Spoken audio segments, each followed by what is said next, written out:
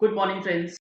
आज की वीडियो में मैं आपको बताने वाला हूं कि मार्च 2020 की जो जीएसटीआर 3B है उसकी ड्यू डेट यानी कि 20 अप्रैल 2020 कल फॉल कर रही है और आपको अपनी जीएसटीआर 3B कल तक फाइल करना है। तो क्या बेनिफिट होगा, अगर फाइल नहीं करेंगे तो क्या नुकसान होगा। चलिए वीडियो स्टार्ट करते हैं। जुड़े रहिएगा इस वीडियो के एंड तक ताकि आप भी हर चीज को अच्छी तरीके से समझ लें। यहाँ पे आप देख पा रहे हैं मैंने एक कैलकुलेशन आपके लिए डिजाइन किया है, जो कैलकुलेशन आपके साथ मैं एक्सप्लेन करने वाला हूँ। ये मैंने ओपन किया है मार्च 2020 का और इसके अंदर मैंने कुछ टेबल्स बनाए हैं। पहला टेबल है ओरिजिनल ड्यू डेट, यानी कि मार्च की जो रिटर्न है 3B में उसकी ओरिजिनल ड्यू डेट क्या है। क्योंकि आपको एक चीज ये ध्यान रखना है कि किसी भी महीने की एक्सेप्ट मई, ना फरवरी की, ना मार्च की, ना ही अप्रैल महीने की जो ड्यू डेट है उसको एक्सटेंड किया गया है। सिर्फ और सिर्फ मई महीने की ड्यू डेट एक्सटेंड हुई है, दैट्स इट। इसीलिए मैंने यहां लिखा है original due date. Conditional date क्या है, ये वो डेट है अगर आप इस दिन तक फाइल कर देते हैं आपको कुछ कंडीशंस के साथ कुछ बेनिफिट्स दिए जाते हैं। डेट ऑफ फाइलिंग जो एक्चुअल है वो अलग अलग सिनेरियो में क्या रहने वाली है वो आपको बताया गया है, और उसके बाद कितना आपने टैक्स पे किया है, और उसके बाद लास्ट कॉलम के अंदर इंटरेस्ट और लेट फी कितना लगेगा, वो सारी चीजें बताई गई। तो मैं सबसे पहले आपको बताने वाला हूं मार्च 2020 के लिए, फिर आपको दिखाऊंगा मैं फरवरी के लिए। और अगर आपने 2 महीने की रिटर्न फाइल नहीं करी है तो सबसे बड़ा नुकसान जो होगा वो आपको समझना जरूरी है। अब देखिए 20 अप्रैल थी हमारी ओरिजिनल ड्यू डेट। कंडीशन है कि अगर आप मार्च 2020 की रिटर्न 24 जून 2020 तक फाइल कर देते हैं तो आपको कुछ वेवर दिया जाता है इंटरेस्ट से और लेट फी से। ये कंडीशन है जिनका टर्नओवर 5 करोड़ से ऊपर है। ये एग्जांपल मैं लेकर के चल रहा हूं कि सिंपलिसिटी के लिए आपका टर्नओवर जो है 5 करोड़ से ऊपर है। अगर आपका टर्नओवर 5 करोड़ से कम है तो अकॉर्डिंगली आपके लिए जो डेट्स हैं वो चेंज हो जाएंगे। बट जो मेरा मेन फोकस है कि कैलकुलेशन किस तरीके से होगी, डेज किस तरीके से देखना है, वो सेम रहने वाला है सारे ही सिचुएशन के अंदर। तो यहाँ पे सिंपलिसिटी के लिए हम लोग ले करके चलते हैं कि 5 करोड़ से ऊपर टर्नओवर है उनका ड्यू डेट है 20 अप्रैल, कंडीशनल डेट है 24 जून। अब पहला सिनेरियो, अगर आप अपनी रिटर्न 20 अप्रैल 2020 या उससे पहले यानी कि कल या उससे पहले अगर फाइल कर देते हैं तो आपका टैक्स जो बनता है 10,000 रुपए, ये मैंने एग्जांपल लिया है। तो ना ही आपको कोई इंटरेस्ट देना है ना ही कोई लेट फीस लगेगा। ये एज यूजुअल जो हम लोग अभी तक करते आ रहे थे वो उस सिचुएशन के लिए ये चीज आपको फॉलो करना है। दूसरी चीज आपको यह देखनी है कि अगर आप 20 अप्रैल तक नहीं फाइल कर सकते, आप 1 मई 2020 या फिर इससे बेटर ये रहेगा कि लॉकडाउन जो खत्म हो रहा है 3 मई 2020 को, आप इसे फाइल करते हैं 5 मई 2020 को आफ्टर लॉकडाउन। अब क्या होगा, अब देखिए इस चीज को बेहद अच्छी तरीके से। जो नोटिफिकेशन आया है उसमें यह बोला गया है कि अगर आपका टर्नओवर 5 करोड़ से ऊपर है तो आप अपनी रिटर्न ड्यू डेट के बाद ड्यू डेट के बाद 15 दिन के अंदर अंदर अगर फाइल कर देते हैं, यानी कि 5 मई 2020 तक फाइल कर देते हैं, तो आपको ना तो कोई इंटरेस्ट लगेगा ना ही कोई लेट फीस लगेगी। तो इस चीज को आप ध्यान रखिए कि ड्यू डेट तक नहीं भी फाइल कर पाते हैं तो आपके पास समय है 5 मई 2020 तक का मार्च महीने की रिटर्न को फाइल करने के लिए। आप अपना टैक्स जमा कीजिए। टैक्स जमा करने के बाद जो इंटरेस्ट या लेट फीस बनेगा वो रहेगा जीरो। कोई इंटरेस्ट कोई लेट फीस नहीं देनी होगी, यानी कि 20 अप्रैल से लेके 5 मई का अतिरिक्त समय आपको दिया गया है। अब यहां पर देखिए, अगर आपने 5 मई 2020 तक भी अपनी रिटर्न्स जो हैं वो फाइल नहीं करी for the month of March 2020, तब क्या होगा। तो 5 मई 2020 जो है वो आपको 15 दिन की मोहलत खत्म हो जाएगी उस दिन। अब आपने फाइल किया है एक्चुअली सपोज 10 जून 2020 को, ये कोई भी डेट हो सकती है बिफोर 24 जून एंड आफ्टर 5 मई। मैंने एग्जांपल के लिए लिया है 10 जून 2020। अब क्या होगा, आपका टैक्स बनता था 10,000 रुपए।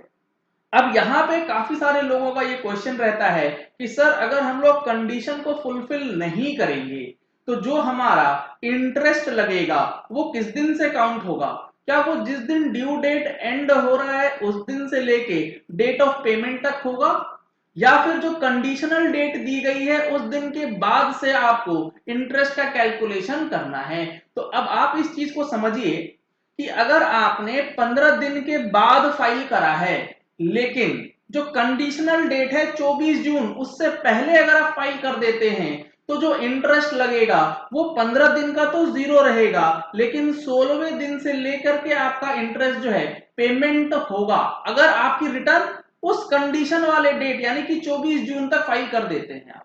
तो वही चीज यहां पे मैंने आपको बताया है, जो इंटरेस्ट कैलकुलेशन किया गया है 10,000 रुपए के ऊपर 9% के हिसाब से, क्योंकि 15 दिन के बाद 24 जून से पहले 9% का इंटरेस्ट आपको देना है, वो आपको लगेगा।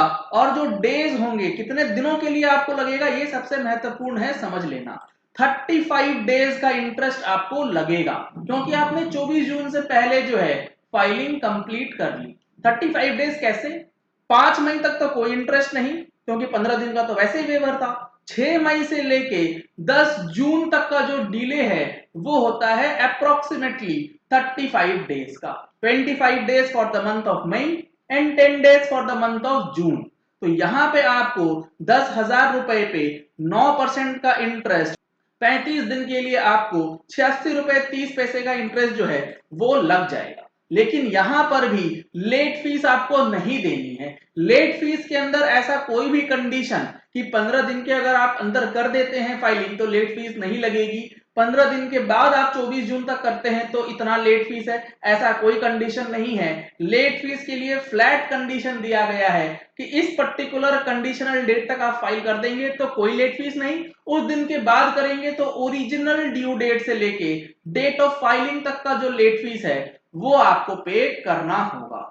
लास्ट एग्जांपल मैंने आपको दिया है 24 जून, जो कि हमारी कंडीशनल डेट है, उसके बाद आप फाइलिंग करते हैं 30 जून 2020। तो अब जो ये 5 मई और 15 दिन का जो बेनिफिट था ये भी आपका पूरी तरीके से नल एंड वॉइड हो जाएगा।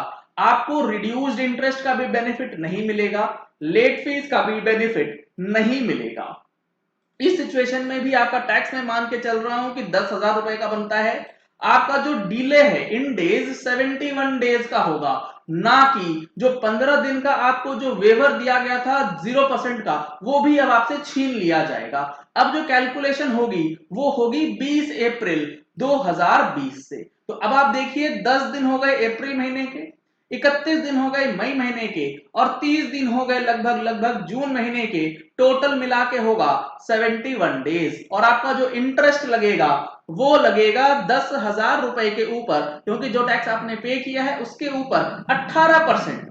यहां पर 9% भी नहीं लगेगा, यहां पर आपको देना होगा 18% का, क्योंकि रिड्यूस्ड रेट का बेनिफिट तभी मिलेगा जब आप उस कंडीशन को फुलफिल करते हैं। क्योंकि आपने कंडीशन फुलफिल नहीं किया है तो आपको 18% का इंटरेस्ट और 71 डेज का पूरा डेट का लेट फीस जो है, इंटरेस्ट जो है वो पे करना होगा। तो इस चीज को ध्यान रखिए कि आप 20 अप्रैल तक नहीं भी करते हैं तो आप 15 दिन के अंदर कर दीजिए ताकि आप इंटरेस्ट का बेनिफिट ले सके, नहीं तो 24 जून तक का टाइम पीरियड आपके पास दिया ही गया है।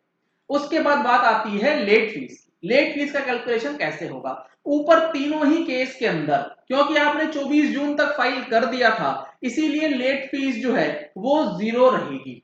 जब तक आप फाइलिंग करेंगे 24 जून तक मार्च महीने की या फरवरी महीने की या अप्रैल महीने की, लेट फीस का कोई चक्कर नहीं है, इंटरेस्ट का खाली चक्कर रह जाता है। लेकिन अगर 24 जून के बाद करेंगे तो आपको पूरे 71 डेज के ऊपर जो हमारा लेट फीस है 50 रुपीज और 20 रुपीज, जो उस केस में आप पढ़ते हैं, चाहे आपका नील फाइलिंग हो या आपका टैक्सेबल फिगर सेल्स फाइलिंग हो, तो अकॉर्डिंगली 3550 रुपए का लेट फीस जो है वो भी देना पड़ सकता है। ये तो बात होगी मार्च महीने की। आपको अगर 20 अप्रैल तक फाइल नहीं करना है तो किस तरीके से आगे आप कर सकते हैं, लेकिन यहां पर एक वर्ड ऑफ कॉशन आप समझ लीजिए कि आपने फरवरी महीने की भी फाइल नहीं करी है, मार्च महीने की भी फाइल नहीं करेंगे अगर 20 अप्रैल 2020 तक, तो सबसे बड़ी दिक्कत जो आ सकती है वो आ सकती है ई वे बिल से रिलेटेड। क्योंकि आपको पता है ड्यू डेट एक्सटेंड नहीं हुआ, फरवरी का भी मार्च का भी, और मैंने एक वीडियो आपके साथ शेयर किया था जिसमें मैंने आपको बताया था कि जब ये ड्यू डेट एक्सटेंड नहीं होगा तो ई वेबिल का जो कंडीशन है जो कि ये कहता है कि अगर आपने 2 कंसेक्यूटिव टैक्स पीरियड की रिटर्न्स फाइल नहीं करी है तो आपका ई वेबिल जो है वो ब्लॉक कर दिया जाएगा। अब मैं आपको जो बता रहा था कि आपने फरवरी महीने की रिटर्न नहीं फाइल करी है अभी तक, मार्च महीने की भी रिटर्न आप कल तक फाइल नहीं करेंगे तो आपकी 2 रिटर्न्स जो हैं कंसेक्यूटिवली ड्यू हो जाएंगी। इसका इंपैक्ट होगा 21 अप्रैल ऑनवर्ड्स। आप 21 अप्रैल से ई वे बिल जनरेट नहीं कर पाएंगे, आप खुद भी नहीं कर पाएंगे, आपके जीएसटी नंबर पे आपके सामने वाला जो ट्रांसपोर्टर है या जो सेलर है वो भी आपके जीएसटी पे ई वे बिल नहीं निकाल पाएगा, क्योंकि जब तक आप 2 महीने की रिटर्न फाइल नहीं कर देते हैं उस दिन तक। गुड मॉर्निंग फ्रेंड्स, आज की वीडियो में मैं